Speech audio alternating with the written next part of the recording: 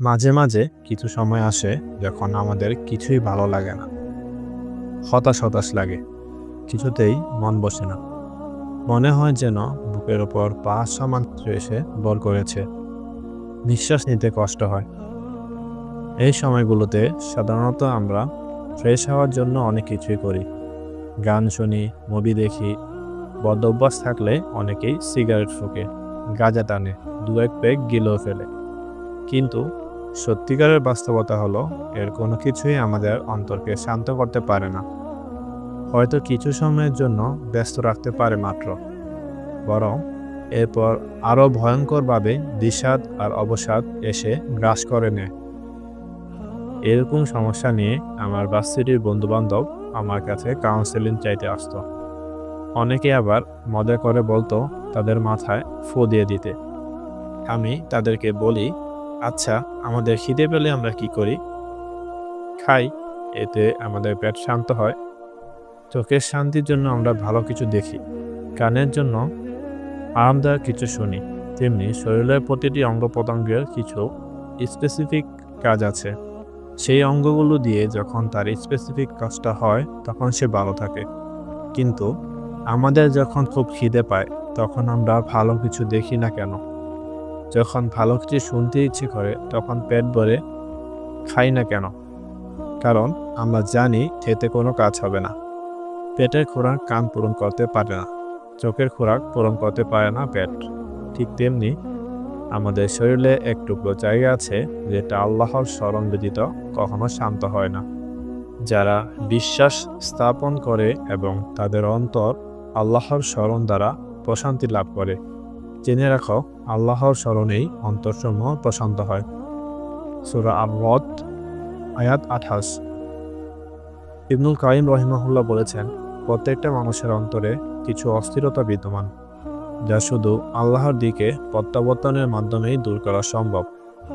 কারণ অন্তর সৃষ্টি হয়েছে আল্লাহর স্মরণের জন্য, আল্লাহর ইবাদতের জন্য।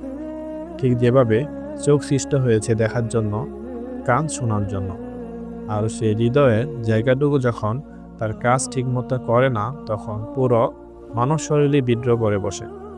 কোনো কিছুই আর ঠিকমতো হয় না। এই যে কিছু ভালো না লাগা, হতাশা, বিষাদ, সবকিছুর উৎপত্তি এখান থেকে। রাসূল সাল্লাল্লাহু আলাইহি সাল্লাম বলেন, সাবধান, আমাদের শরীরে এমন এক মাংসবিন্দু রয়েছে যা সুস্থ, পরিশুদ্ধ থাকলে সারা শরীর সুস্থ থাকে। কিন্তু যদি তা কলুষিত হয়ে যায়, সারা শরীর কলুষিত হয়, এবং সেটি হচ্ছে হৃদয়। বুখারী। আর আল্লাহ তাআলা বলেন, আমি মানুষ ও জিন জাতিকে সৃষ্টি করেছি শুধু এই কারণেই যে তারা আমার ইবাদত করবে। সূরা আয-যারিয়াত আয়াত 56। আর যখন শরীরে সেই মাংসপিণ্ড তার খোরাক পায় না, তখন কি হয়? তখন আল্লাহর জমিন আমাদের জন্য সংকীর্ণ হয়ে যায়, জীবন সংকীর্ণ হয়ে যায়। আল্লাহ তাআলা বলেন, যে আমার বাণী থেকে মুখ ফিরিয়ে নেবে তার জন্য রয়েছে সংকীর্ণ জীবন, আর বিচার দিবসে আমরা তাকে পতিত করব অন্ধকারে।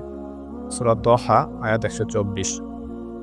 একজন আলিম বলেছিলেন, এক ব্যক্তি এসে ওনাকে বলল, আমাকে জাদু করা হয়েছে, আপনি আমাকে ফু দিয়ে দিন। তিনি জিজ্ঞেস করলেন, কিভাবে বুঝলে তোমাকে জাদু করা হয়েছে? সে বলল, আমার কিছুই ভালো লাগে না, কোনো কাজেই মন বসে না, মনে হয় যেন বুকের ওপর ভারী কিছু এসে ভর করেছে, নিঃশ্বাস নিতে কষ্ট হয়। শাইখ জিজ্ঞেস করলেন, আল্লাহর সাথে তোমার সম্পর্ক কেমন? সে বলল, খুব খারাপ।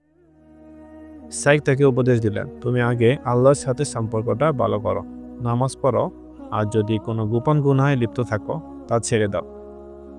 এবং এর কয়েকদিন পর সে লোকের সমস্যা সত্যি সত্যি কেটে গেল। সুতরাং দিন শেষে আমাদের নিজেকে প্রশ্ন করা উচিত, আসলেই আল্লাহর সাথে আমাদের সম্পর্ক কেমন? সাহাবীদের সাথে আমাদের মূল তফাৎ এই জায়গাতেই। আমরা আমাদের হৃদয়ের জমিনকে আল্লাহর স্মরণ দিয়ে প্রস্তুত করিনি। আমাদের ওই জায়গাটা সবসময় অপূর্ণ রয়ে যায়। সে কখনো শান্ত হয় না, সে কখনো প্রশান্তির খোঁজ পায় না। অথচ আমাদের আর সুখ শান্তি উপভোগের যত দুনিয়াবি উপকরণ আছে তার কিছুই সাবিতে ছিল না। তা সত্ত্বেও তারা সুখে থাকত, তাদের কখনো হতাশ লাগতো না, তাদের হৃদয় সংকীর্ণ হয়ে নিঃশ্বাস নিতে কষ্ট হতো না। জান্নাতের একটা খেজুর গাছের বিনিময়ে পুরো সম্পত্তি দিয়ে আবু দাহদা আর তার স্ত্রী খুব গরিব হয়ে গিয়েছিলেন, কিন্তু এরপরও তারা সবসময় আনন্দিত থাকতেন হৃদয়ের প্রশান্তির কারণে। 4 দিন উপোস থেকে অবশেষে একটা পচা খেজুর কুড়িয়ে খাওয়া আমাদের রাসূল সাল্লাল্লাহু আলাইহি সাল্লামের অন্তরের প্রশান্তি ছিল, তার রবের ইবাদত।